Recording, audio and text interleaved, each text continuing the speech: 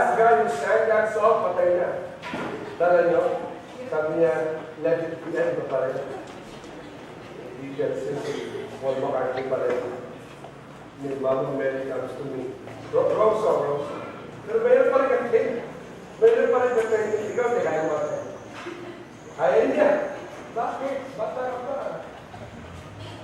That's a difficult song, but it's the only song to sing in times when you are going through some things in your life that is not exactly planned. Like storms, nobody plans for them. No? Every time you plan for a storm, you find out you're never really planned for them. Tama ba yan? Tuwing akala mo, planado ka na. You know? Tama?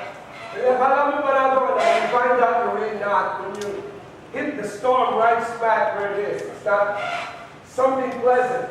In this series, I want to thank my sponsor, Tatay Abed, for my new shirt. And we'll be seeing this shirt for about a month. And the title of the series is My God is Bigger. Isn't that an awesome thought to remember? No? Pag gusto niyo po ng shirt, order lang kayo kay Tatay. OS office. Isn't that an awesome thought? My God is bigger. No? We live in a world where everything says bigger is better. If you go to Texas, sabi ng Texas, everything is bigger in Texas. Di ba? Akala mo tuloy, pag nasa basketball, pag nakita ka ng matangkad, akala mo magaling kasi matangkad. Yung pala trabaho niya, tagalipad na bumili niya sa bahay niya. Yung pala yung trabaho niya. No? Tama, people, what do you talk about? Big old, man. Yeah. Bigger is better, right? Right. Today I want to talk about, my God is bigger. And I have handpicked 3 areas of struggle that society fears today. Tatlong area of struggle where we struggle with the greatness of God in these days and times. Today I want to talk about fears. No? Uso yan because of social media. Tawag dyan, fear-mongering. You know what is fear-mongering? Yung narangalang natatakot. Fear-mongering. Fear-mongering. Both sides of the political scene, no matter where you are, love to fear-monger. Kahit nasa Amerika kayo, kahit sa bansa, they will fear-monger. Right? They will point to all the negative things, lalo na mag-eleksyon na. They will point to all the negative things. Tama? And then they will offer you something positive. Tapos yun pala, pagdating, ganoon din naman pala. No? They love to fear-monger. I remember many eons ago, yung mga magtang dati, you remember. No? You remember nung unang lumabas yung Jollibee? Who remembers that? I believe yung Mandaluyong unang lumabas doon sa may EDSA Secretary. Tapos, kumain yung Pilipino ng Jollibee. And this was just a few years after si McDonald's opened. I remember that, man. I grew up in the States and nung sinabi na McDonald's was coming to the Philippines, I was like, whoa, big deal yun. And I remember falling in line, torture, because I was a little child, Pero dinala ko ng tatay ko sa grand opening ng unang-unang McDonald's sa Pilipinas. It was in Moraita. It was in Quiapo. Hindi ko po makilala kung anong klase ng Big Mac na karoon meron. I have never before and since then ever fallen in line that long para bumili ng burger. As much as I love the stuff, okay? Kung may iba sa inyo, yung nakapag-agawan last year dyan sa Mega Mall, pagdating pala 88 lang ang libre, the rest para kayo sa burger. I only did that one time and my father took me from that day on. I decided never ko na gagawin yun. But man, we fall in line. Ang init, grabe, ang haba ng pila. Tapos pagdating mo doon, siyempre, bago na yung McDonald's doon, people didn't know what to order. Kahit ang linaw-linaw doon, isang hotdog. Alam mo, hotdog, linaw doon, Simple lang yung menu doon Big Mac, hamburger, cheeseburger, French fries. Tapos. No? Di ba gusto mo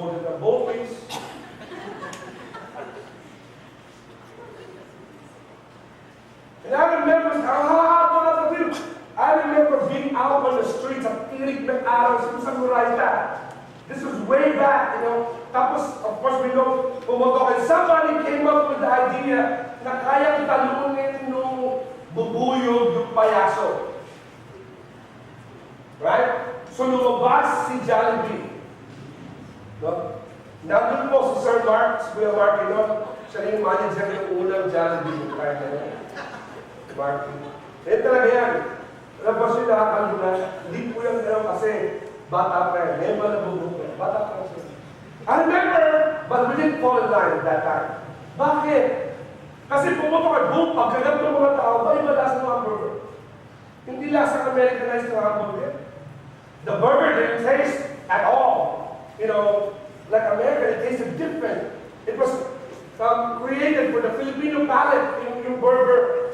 Right? And then, pumutok, boom! Si Jollibee. And then about, I don't know, maybe a few weeks later, may naglabas ng news. Kaya pala mura yung Jollibee. At masarap dahil gawa ito sa earthworm. Who remembers that? I remember that. All of a sudden, like, ugh.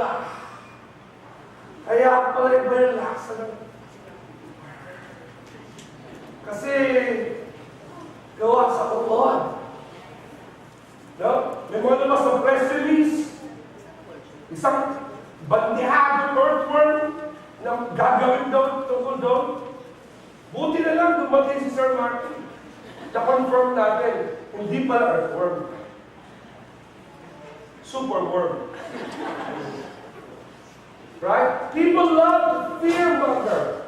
Because truth be told, we are more afraid of what we don't know than most of the time than what we do know. Tama ba yun?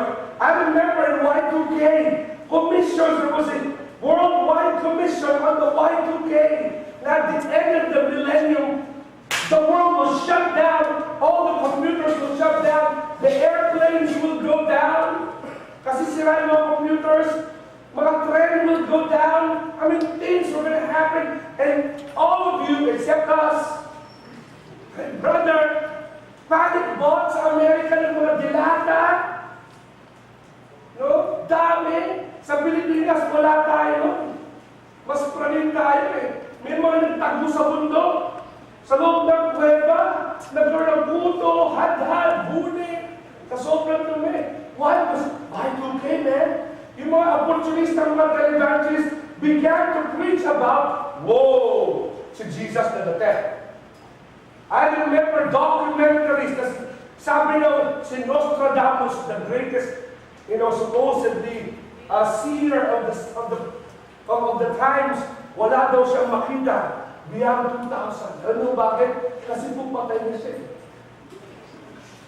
And people na, wow, si Nostradamus wala makita. End of the world, man. End of the world. You know, many of the ID people, including like Pastor Dennis, some of our members, biglang nagkaroon ng trabaho, bilis. Ang trabaho nila, discover how to cure Y2K. And on that evening, I remember, dito sa gabi natin to, we always do the medianoche, and there was a countdown. Pero yung countdown mo sa 10, 9, 8, 7, 6, 1999, 5, 4, 3, 2, 1, 0. Ano, Pilipinas? Ang putok mo na meron yung katabi mo. Nothing happened. Zero. Nothing. Not even a flash. Diba? Walang ibot, and the world kept going. Yung iba will pa di kasi mali yung calculation. Oh my goodness. We love to fearmonger. Because often our fears are based on things that we don't know rather than what we do know. Right? So we listen to people who think we know that they know. Tama ba? We listen to economists. We listen to politicians. We listen to the newspaper. We listen to the commentaries sa radyo. We listen to every other thing about what will happen to the end of the world. the end of business, the end of life, the end of everything, and we forget the one who authored everything. And all of a sudden, our lives are messed up. And all of a sudden, we come with fear. We overreact. We panic buy. We do all kinds of things. Tama? We do stupid things. Dahil takot tayo na magkulang. Takot tayo mawalan. Takot tayo hindi mag-come through. Takot tayo walang pambayad. Takot tayo hindi kumain. Tama? So gagawin mo, maumutang ka para meron kang pambayad. Yung pala, lalo magiging mahirap kasi may utang ka na dito, may utang ka pa dito. Tama? Magulo, di ba? So you panic buy and lose all your money that God gave you, only to think, man, kasi pag invest now, ganito, and we go crazy with what could happen, we forget. And most of the time, the storms that happen in our lives come in two ways. One, mostly our own undoing. Nagkakaroon tayo ng bagyo sa buhay natin dahil gawa natin ito. Gawa natin ito. Or pangalawa, gawa ni Lord para matuto tayo. Dalawa lang naman. Palagi. Today, I want to talk to you about, I started last week, but I'll go more definitely today, that my God is bigger than my fears. How do you answer that, Pastor? Last week, we talked about a doctrinal position of the character of God called omniscience. God knows everything. So I can say that my God is bigger. Kasi alam ko, hindi ko pa dinadaanan, alam na niya. I can trust what He knows. Today I'm going to go deeper, a little bit deeper into what we're talking about. And we'll talk about fears. We come back to the same thing of what happens when fear strikes in Mark chapter 6. Same that we studied last time. Same verse. It says this. Immediately after this, Jesus insisted His disciples get back into the boat. Get back into the boat and head across the lake to Bethsaida. This is about 40 kilometers away from their point. When He sent the people home, after telling everyone goodbye, He went up to the hills by Himself to pray. Late that night, the disciples were in the boat in the middle of the lake, and Jesus was alone on land, again 40 kilometers away. He saw that they were in serious trouble, rowing hard, struggling against the waves. About 3 o'clock in the morning, Jesus came toward them, walking on the water. Don't you find that incredibly amazing? That someone can be 40 kilometers away, and in just a blink of an eye, ando na siya. He was walking towards them. So unbelievable was this.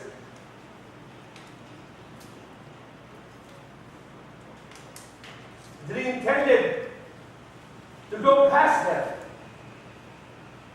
But when they saw Him walking on the water, they cried out in terror, thinking He was a ghost. And they were all terrified when they saw Him. But Jesus spoke to them. Don't be afraid. Take courage. I am here. I want to tell you today that if you will remember His character, you will expect His presence. Why do you say that, Pastor? Why do you say that if I will remember the character of God, I can expect His presence?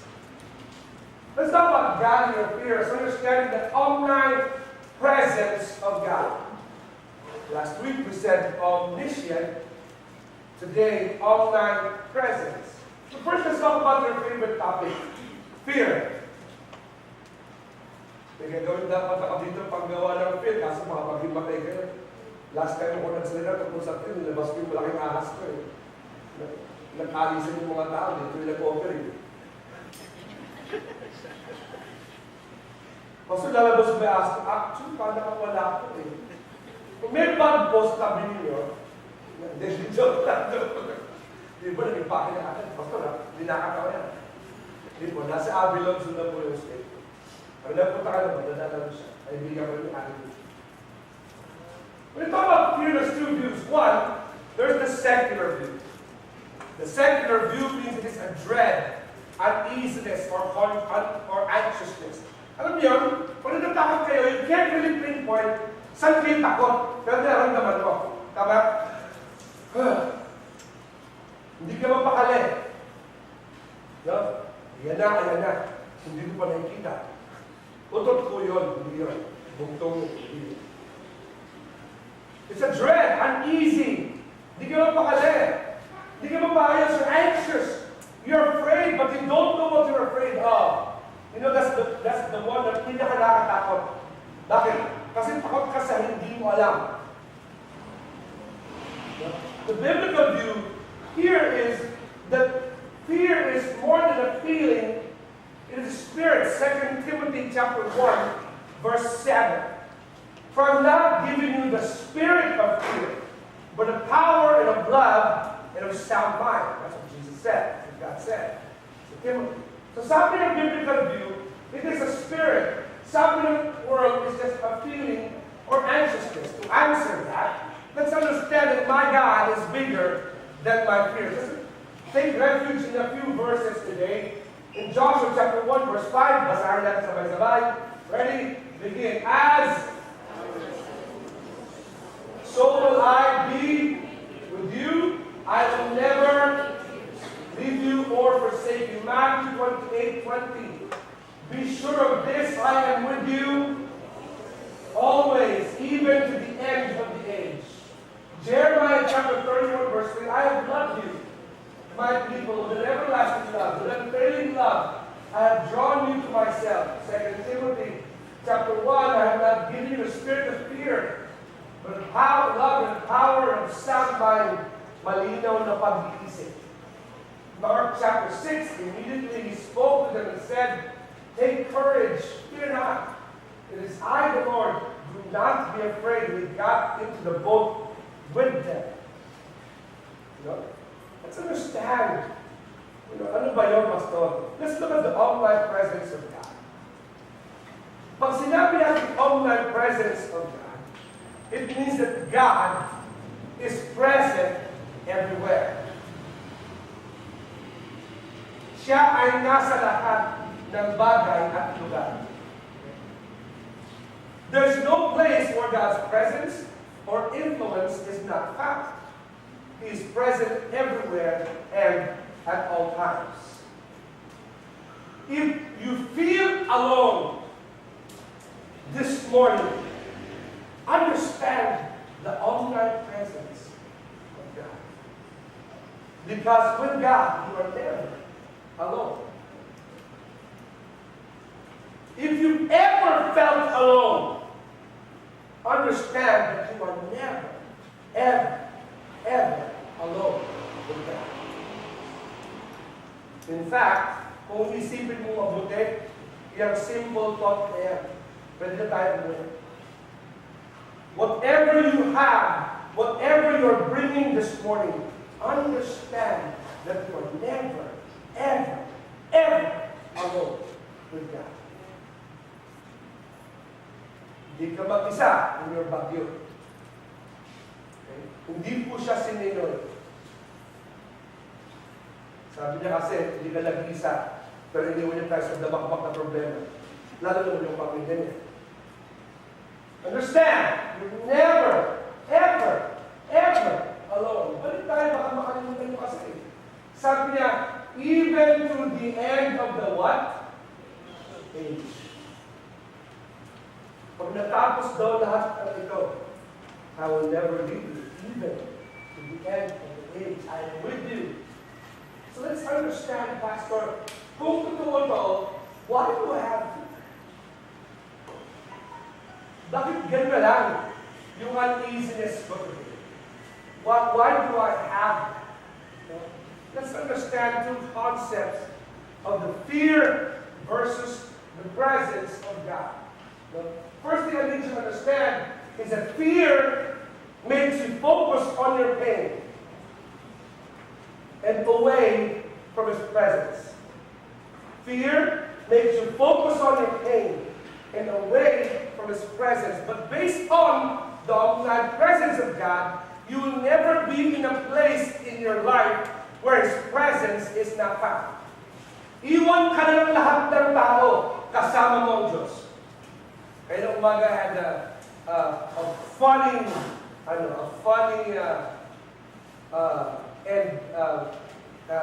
relevant reminder.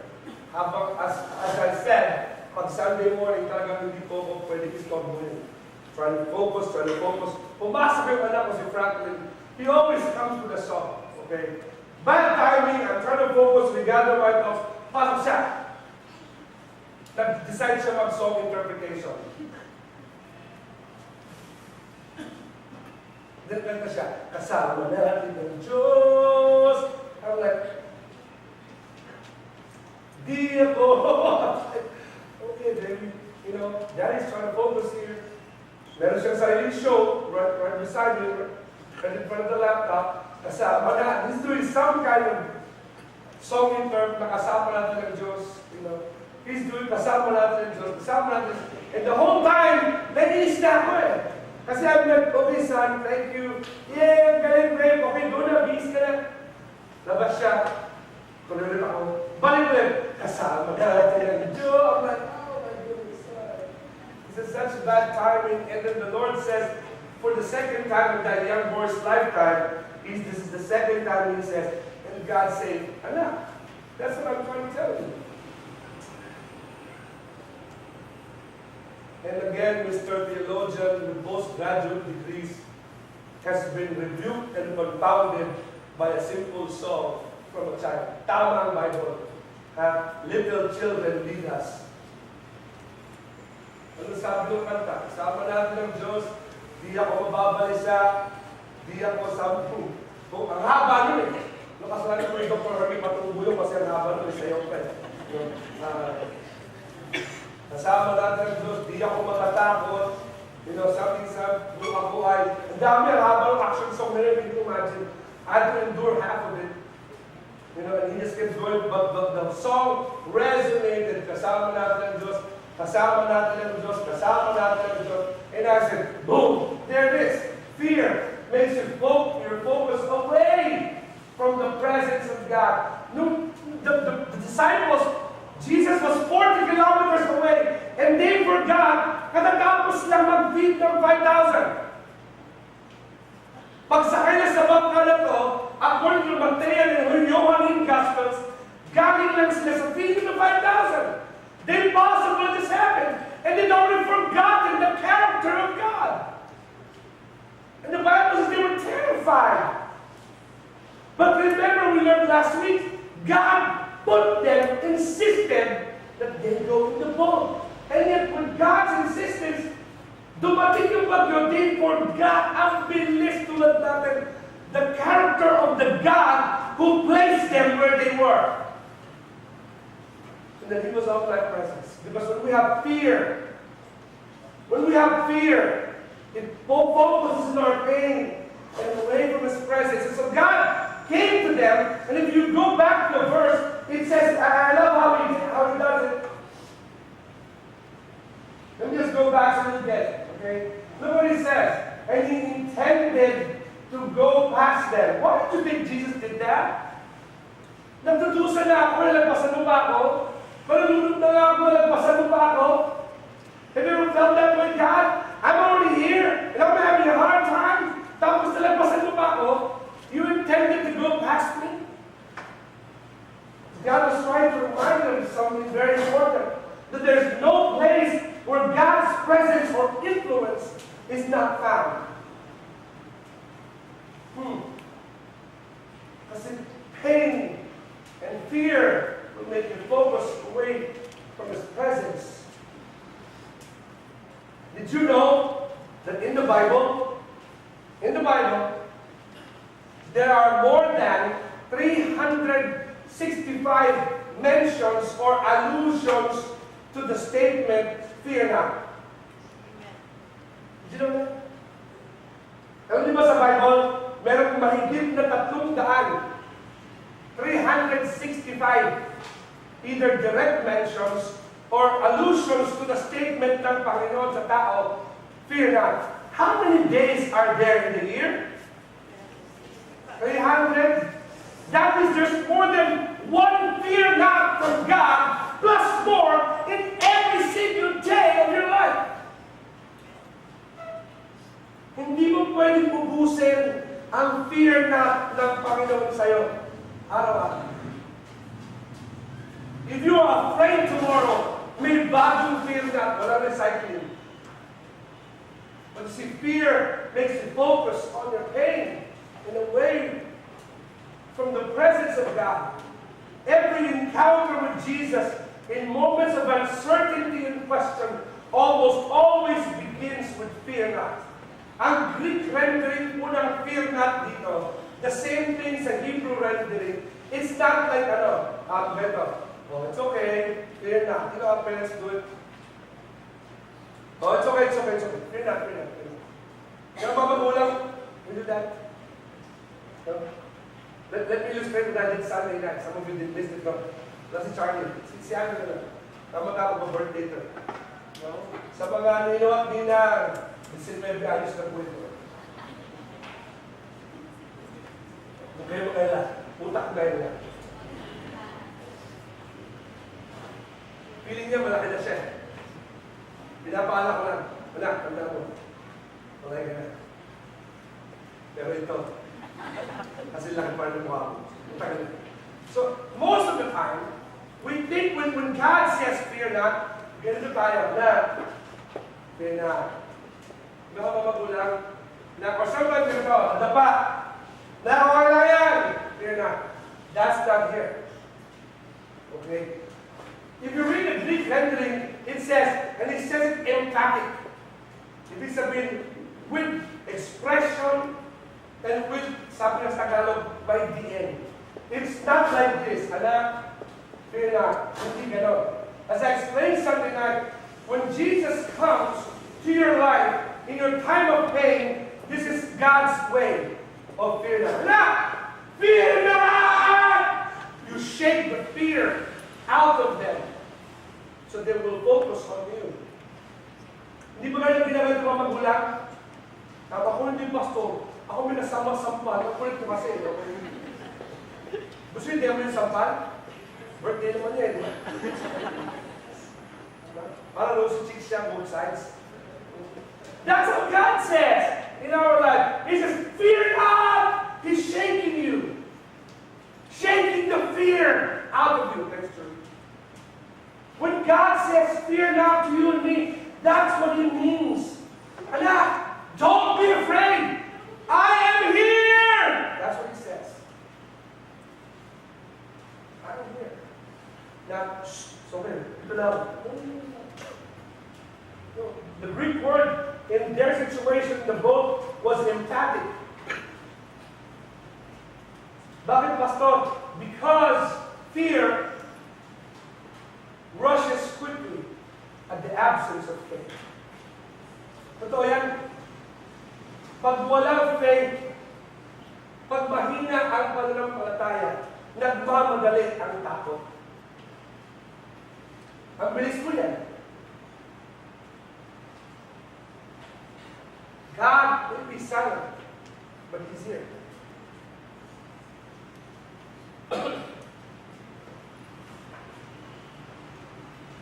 God may be silent, but He's here. He's here. Maaring tahimik ang Diyos, pero narito siya. So some of you are going through storms this morning. You might need to close your eyes and tell you that. Say very simple thoughts. God may be silent, but He is here. Maaring tahimik ang Panginoon, pero narito siya. Something about fear and the outright presence of God. Let's talk about the second, the third one. My God is bigger. Fear versus His outright presence. Pag nagtapat yung dalawa, Pag nagtapat yung dalawa, something we must understand.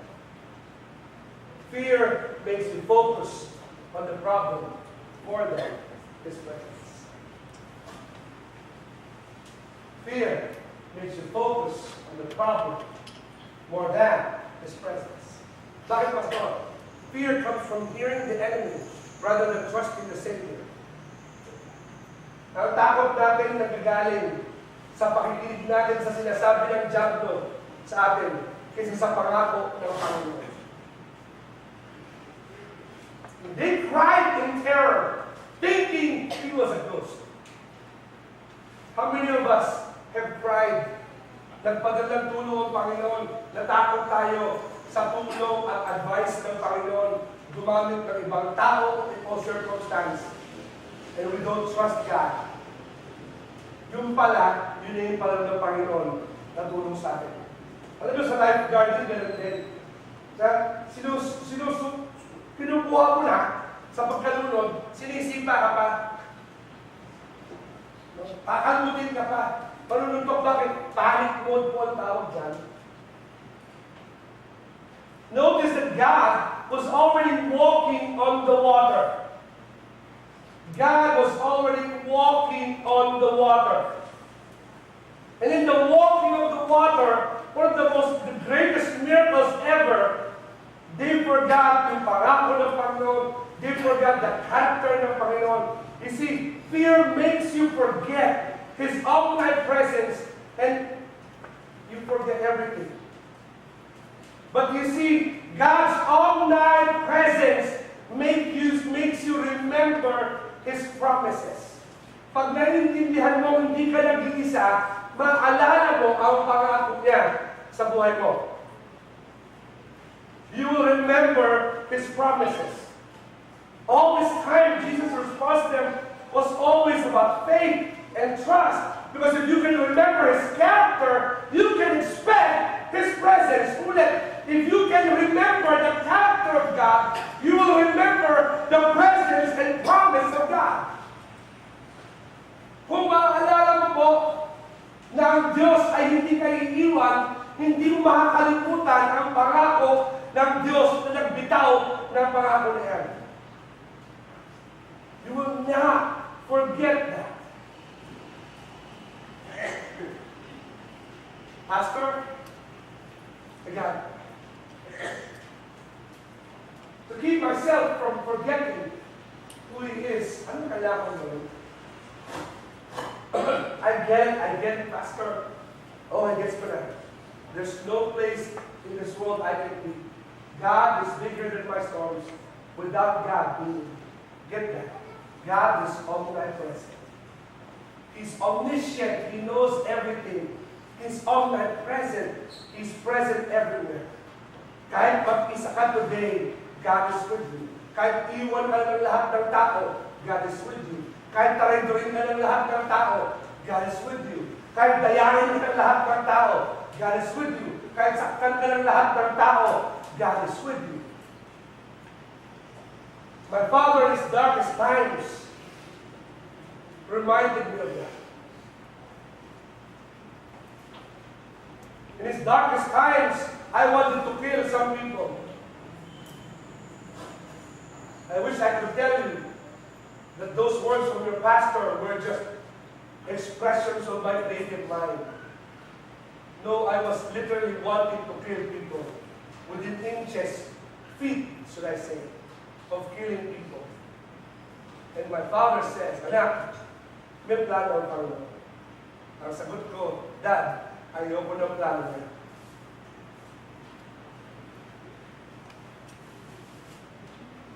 That's what I said. Sabi ko, Dad, kung ganyan ang plano ng Diyos, ayoko niya.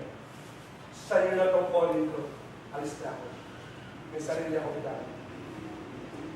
Uubusin ko lahat ng mga Amerikano na yan. Pupulin ko lahat ng pera niya. Lahat ng mga lupa niya. Babalik ko sa Pilipinas. Pagawag ka ng mga simbahan. Then ako, iwan ko yung sa Amerika. Suportahan na kita. Pero yung tao dumada sa Pag-Diyos sagot na may plano ng Panginoon. So So I know what I'm talking about. Get a hold of my father's book, you'll understand. Yung sa akin, medyo PG-13. Yung sa akin ko, banal. Sa kuya ko, super banal. Yung sa akin, nandun yung action part, yung mga action. Nandun yung mga mission impossible na part. See, how do you keep yourself from forgetting who God is? His all-time presence. Can I make just 2 suggestions? Which has been really important in my life.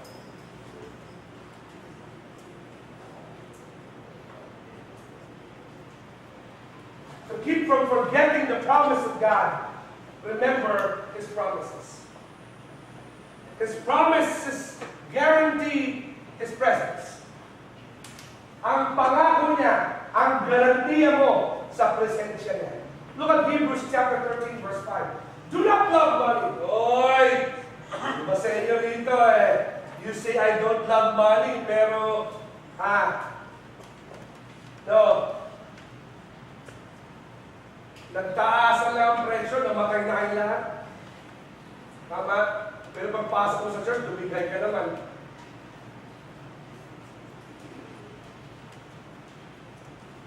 Yung nagsabi sa akin yan, 4 years ago, 4 years iba pa yung presidente natin yung sa Kamote pa. Pastor, ang hirap ng buhay. Dati na ba si Lord? Sabi ko, di pa. Bakit po, Pastor? Kasi malaya ka pa. Sabi sa Bible, pag malapit na pag-tribulation, mga Kristiyano, hinaharap na talaga maigi. Malayo pa po. No. Pagpasok ito October, may October praise, baligatan para sa kabataan, Christmas cantata, camp, buwan-buwan, meron tayong proclamation of the gospel. As I stand here this last week, may standing invitation pa ako to preach in Cambodia and in Thailand, Cambodia, communist country. To preach, kasi sabi siya, kasi ito na mapayagan. Very hostile country. To preach to more than 2,000 kids about the gospel. Last week, 900 children, young people accepted Jesus Christ as Savior. Isang gabi. Oh, malayo pa dumating ang mga Panginoon. So yung mga may utang, asa ka, magbayad ka. Iba sa inyo, gusto ng rapture hindi nyo naman gusto takasan ang paghihirap ng mundo Gusto takasan ang mga utang na ginawa nyo. O ganyan. Magituloy na Christianity tayo. But notice what it says. Do not love money. Do not be satisfied with what you have. For God said, I will never, ulit-ulit, I will never, nakasalin ng konti para marinig. I will never fail you. I will never abandon you. You know what is the word abandon? Ang sakit na salita yan. Alam niyo ba ang opposite ng word ng abandon sa Bible is a beautiful word, adoption. Did you know that? Ano ba yun? Yung word ng abandon sa Bible, ang opposite niyan, adoption. No? Drew, balik ka. Wala yung dalawang adopted. Andiyan ba? Nagtatago? Sino yan? Si Charlie? Si Ernie man. Ernie rin ito. Dali mo ka ba? Ang gwapong adopted ko. Sa mga ninong po nito, hindi tagal pang birthday nito. Live your birthday mo, di ba? Tapos na. The biblical word for abandon is this. Ako ang parent. Ganito yan. Ito intindihin niyo mabuti. Yan ang sasabi ni Jesus. Abandon means this. And turn our back. Sakit po yan. Hindi lang tinula, tinalikuran. Kinalimutan, inali sa isip. Jesus says, I will never abandon you. Sa mga 13 anak ko dito, ilan dito? Ito ang ginawa ng Panginoon. Anak ka lang dito. Adoption is this.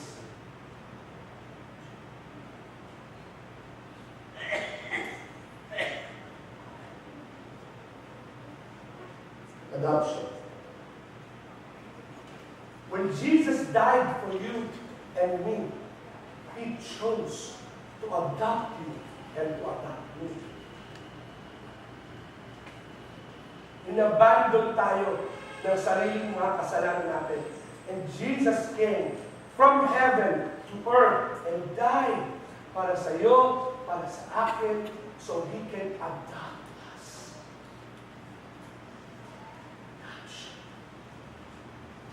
Hindi po simpleng verse yan, na I will never fail you, I will never abandon you. Rather, I have adopted. And sabi sa Jeremiah, binasa natin, I have loved you with my unfailing love. Okay? You see, when we have fear, we forget His promise. Pero parang hindi natin makalimutan yung promise, we have to remember that His promise guarantees His presence. Bakit, Pastor? Because He has not abandoned us. He has adopted us. Let that sink in. Just for a few minutes. Kunti lang. Okay, basta mag-church. Sipin niyo mabuti. Tayo say. Just pause. Kunting ahal. And hindi niyo lang kung mabuti what that verse means. God said, I will never fail you. I will never push you away, turn my back, forget you, and abandon you. I have adopted you.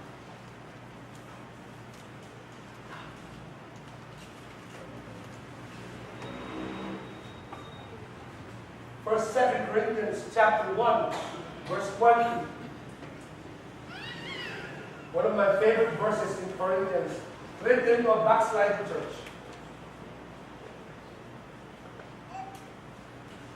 Yan po ang Church of Corinth. And from it, a beautiful verse emerges. Chapter 1, verse 20 of 2 Corinthians says, for all of God's promises have been fulfilled in Christ with this resounding yes, and in Christ are amen. Pastor, hindi lahat ng gusto ko, no. Lahat ng pangako niya.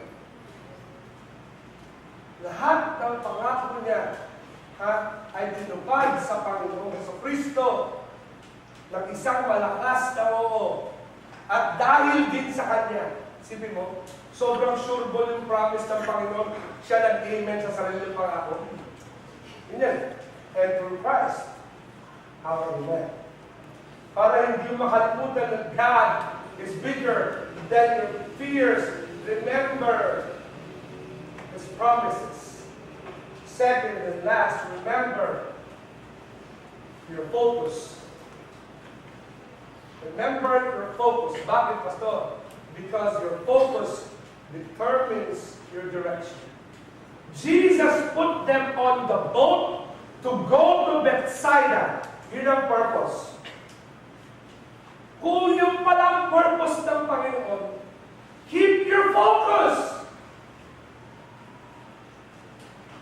Kaya maraming mga pastor, imbis na mag-pastor, nag-businessman. Nag-politiko. Nag-kung ano-ano. Wala akong problema sa businessman. Politiko malaki. Businessman, no? Nag-teacher. Nag-professor. Nag-ano. Mga dagdag lang po yun eh. Hindi po yun ang tawag sa atin. Kung binigyan ka ng pagkakataon ng Panginoon, tinawag ka sa paggagawa ng para sa Panginoon, okay? Tapos binigyan ka ng pagkakataon mag-aral, mag-PhD, XYZ, LMNOP, QRSTUBW. Nakuha mo lahat yun. No, dagdag lang po yun. Para magamit mo lalo sa gawain mo. Hindi mo unahin yun. Hindi mo unahin yun. Remember your focus. If you're a businessman, you're a Christian first before you're a businessman. So God is not storming your business. He's trying your faith.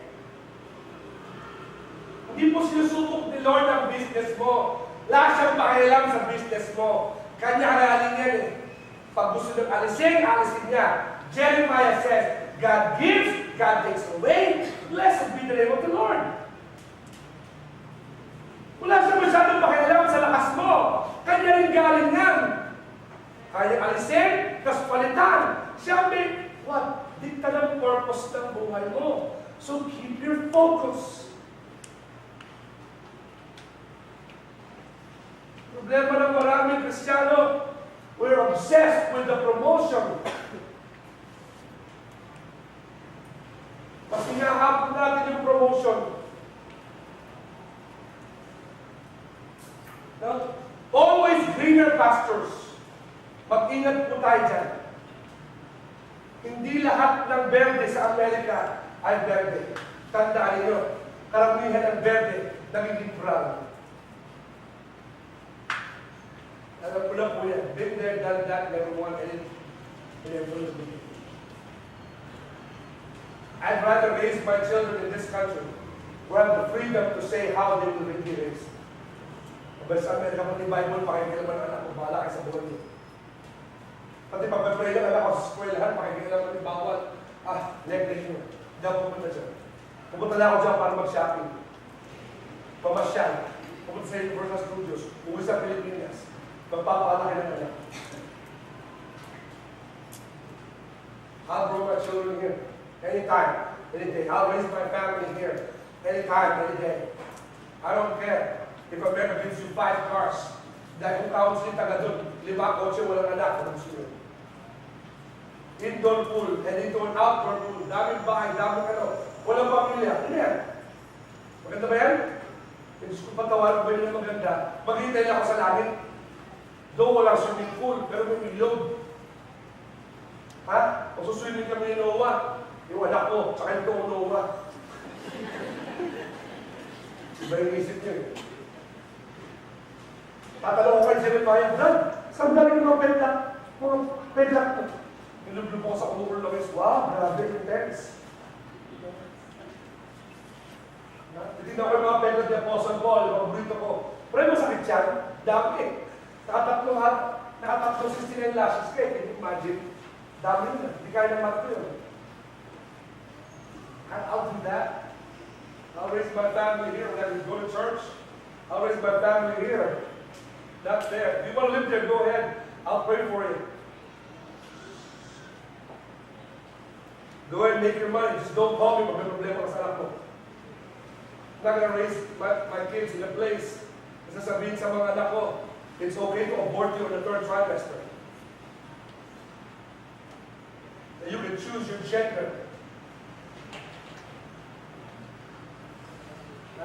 Sola Scriptura. Sorry, I get on a tangent. But you see, I know my focus. I know my focus as a father. I know my focus as a pastor. I know my focus as a school administrator. I know my focus. You need to know your focus. Pag dumating ang bagyo ng buwan, understand your focus. The direction that God places. Everything else, dagdag lang yan. Mabilis lang yan. Mabilis lang. Pag hindi na kailangan ng Panginoon ang serbisyo ko, gusto ko at least mabuhay para makita ko yung mga bata na pinagpundaran namin ng buhay na sila naman na magtuloy. Alam niyo, tatay ko, 13.5 years, nakaupo doon sa wheelchair. Pero I have to think in myself, seeing na brain activated naman siya, ang saya din siguro ng view niya.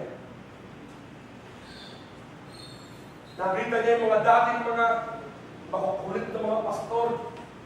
Sila Pastor Paul, sila Pastor Igor. Grabe, lakas mong visit na Sunday school teacher. Pag nagsama po si Pastor Igor at si Pastor Paul na church na to, lahat ng maayos na gugulo. Grabe. No? Tapos ngayon tumatay sa harapan, andun din siguro ng view ng tatay mo.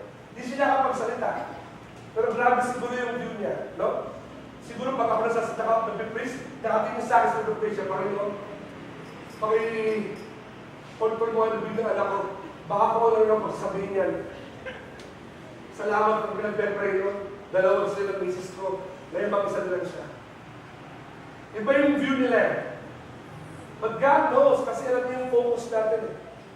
When you go through a storm, to people who have focus, you can tell, nahihirapan sila, nabibiba sila ng konti, nasusugatan, nasasaktan, pero tuloy-tuloy pa rin. Kasi yung focus nila doon. Hebrews chapter 12, we must get rid of the weight and the sin that clings to us closely and run who endures the race set before us, keeping our eyes fixed on Jesus, the pioneer and perfecter of our faith. Wow! Ikaw, what do you remember? Ako, when I remember a few things, sometimes, medyo mabigat. Etong laptop ko, hindi ko mapalit-palitan. Kasi laki po higante yung mga hard drive nito. Okay? Yung mga bago yun, sobrang request. Kasi po, may mga lamang pictures ito. Okay? Dami, as in. Yung mga old pictures. No? So pag dumadaan ako ng konti sa medyo konting gibaan, I try to remember some pictures. So, sometimes I will verbally say, in my mouth, I will say, ano ba gagawin ng tatay ko pag nandito siya sa sitwasyon na ganito? No? In fact, this morning as I preach, I hold this watch. Not too expensive. I looked at eBay, sabi ko, mahal na ito. 1962 edition na LG Sportsman. Siguro mahal. Believe it or not, chinek ko. Mahal nga siya. Worth $19. Pero sa dami po ng collection ko, kay vintage o bago, ito, hindi nyo pwedeng bilihin. Mahal na ito siya actually. Hindi ko lang inaayos na. Oo, maandang pa nga. Pag ginamit nyo ito mamaya, pwede yung bahayin sa mga katawan yung mga may sakit, gumagaling. Sa tatay ko po ito eh. My father took this watch, bumalik siya from Switzerland, tapos niligala niya sa aking ama. Aking ama, kinuha rin ito, and traveled many mountains. Most of which sa Lubutan, kung saan tayo may mission work. No? Nakakit na to, long before I ever have. Umakit na doon. Then my father took it back and wore it for a while. And so when my father died, I was surprised na nasa kanya pa. So every once in a while, I'll take this and I'll look at it. And I'll remember, lahat ng kilometrong dinaanan ng relong to. Kasi my dad hated watches. Ayaw na rin binitan siya. Wedding ring lang. Ito lang talaga gusto ko matagal, except yung sa ito. Nabili ng mami ko. So, very important yan sa kanya. Very important yan. So I say, where would my dad be? What would he do? Napapako lang ang pinaka-nakain na kasi worries natin. Right. God. Yun. So, I said, what would I do? And then I would remember, what would my father do at these times? And some of you remember my father, na ganito, your pioneer, your pastor, sinun ko yan sa kabila sa likod for 75 years. No? Yun ang remembrance natin ko. Mga old-timers, ganyan sa garahe natin. Pag tumayo po kayo doon, kung nasa station, kumano kayo, wala ko kayo maramdaman.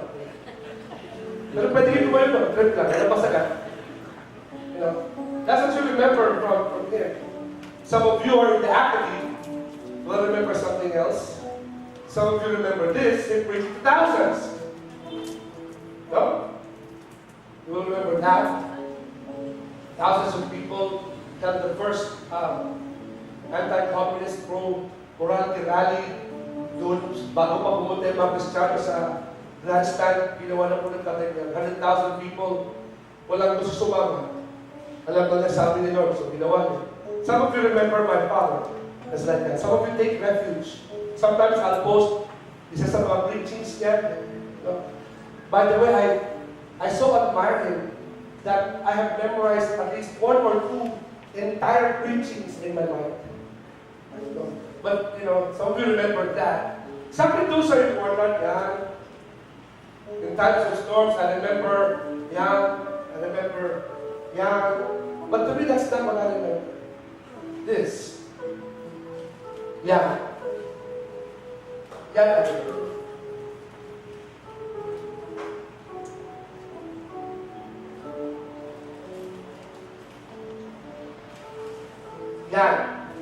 I remember that to the day, to the hour. Yan po ay sa tapat ng puntod ng aking anak. After he died, kung wala yung narapin sa likod na pader, ginawa yan. Sabi ng bago ko, magpapicture kayo, kami tatay ko tuwa. Okay. Ano yan? Impromptu moment. Yan. Pag dinan ko yan, then lahat ng tinuro, lahat ng iniwan, lahat ng salita, all of a sudden, come into one big ball. And I remember all of it. Lahat ng kalokohan ko, paano niya inayos, lahat ng kakulitan ko, lahat ng palo sa akin, lahat ng paalala, lahat ng reward, lahat ng theological statements, lahat ng explanations. I remember him speaking and talking in the car. Kasi minsan pag malayong biyahe, he hated flying. So, habang nag-drive, para makising siya, dahil layo ng biyahe namin eh. Nagtatanong kami ng mga tanong sa kanya. So, balikan lang. So, normal po yung theological question sa bahay namin. Mga bata pa lang, mga theologians na kami. Normal po yung part ko. I remember. It doesn't solve my problems. It doesn't take away my pain. But I remember that if God was faithful to him, then God was faithful to you. Kasi, pareho po kami ng Diyos. Then I remember. Then things came to light. And I remember. You see, when you go through your storms, remember His promises. Remember to keep your focus. Today, some of you are going through storms in your life. Some of you are going through some things in your life and hindi mo alam kung anong solusyon dyan, kung paano gagawin. Hindi mo alam kung anong sagot dyan. Ang sasabihin ko sa iyo is to remember your focus. Because when you remember His character, His promise, you can expect His presence. And He is all night present everywhere. Dear Father, such a simple thought help us to remember and not forget who you are and who you desire to be in our life. Napakabilis po namin makalimot, napakabilis po namin Panginoon na mawala sa isip namin ang mga kalokohanan mo, Panginoon. We forget your character. We forget your greatness. We forget who you are. And so, dear Father, today, help us to not forget you. Help us, Lord, to be reminded, Father, na hindi ka po nakukulang sa akin. In our time of storm, help us to understand na ikaw po, Panginoon, ang nalagay sa amin. Kung meron po dapat namin puntahan, meron kami dapat gawin, help us to be faithful, not to be so distracted with so many things. Continue to speak with us. Would you stand with this one? What's God telling this one? Let's get something about this one.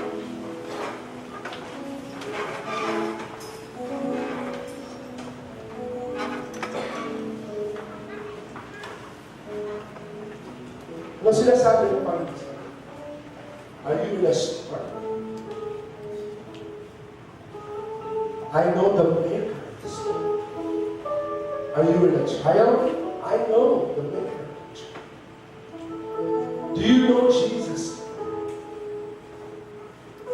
If you're here this morning, nasa gitna ka ng bagyo, o nararamdaman mo there's a storm coming, pagbabagyaan natin yan.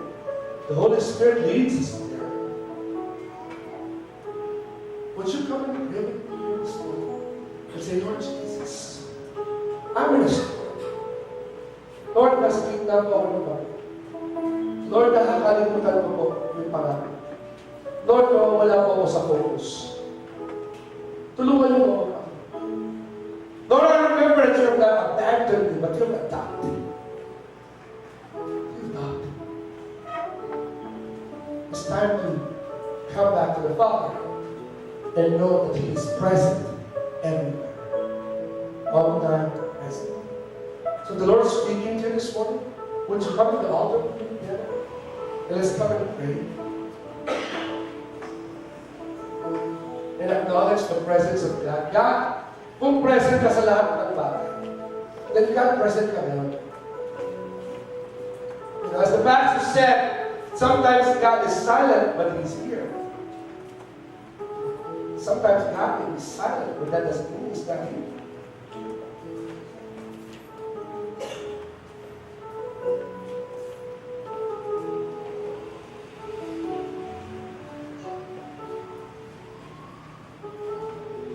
Let God's presence be a comfort to you and in your life. Hayaan mo maging comfort ito sa iyong buhay. Hayaan mo na may source ito ng kaayusan, ng iyong pagtitiwala sa Panginoon. Maybe you're here and you say, Pastor, you know, medyo nag-give up. I understand. But the Lord sees your storm. He's in the storm with you. If you're here and say, Pastor, I want to know a God like that. Gusto ko lang ganyan. Would you please pray? If you want to know that Savior, all you have to do is say, Lord Jesus, Panginoon, alam mo, kasama mo ako ngayong oras na ito. I know that you are with me today. Forgive me of my sins. Patawad mo, Panginoon, sa aking mga kasalanan. Be my Savior. Maging tagapagligtas mo kita, Panginoon. Ngayong oras nito, ngayong this moment right now, maging tagapagligtas mo kita. Change my life. Buhay mo po ang aking buhay. Ikaw po, Panginoon. Father, we come before you, Lord.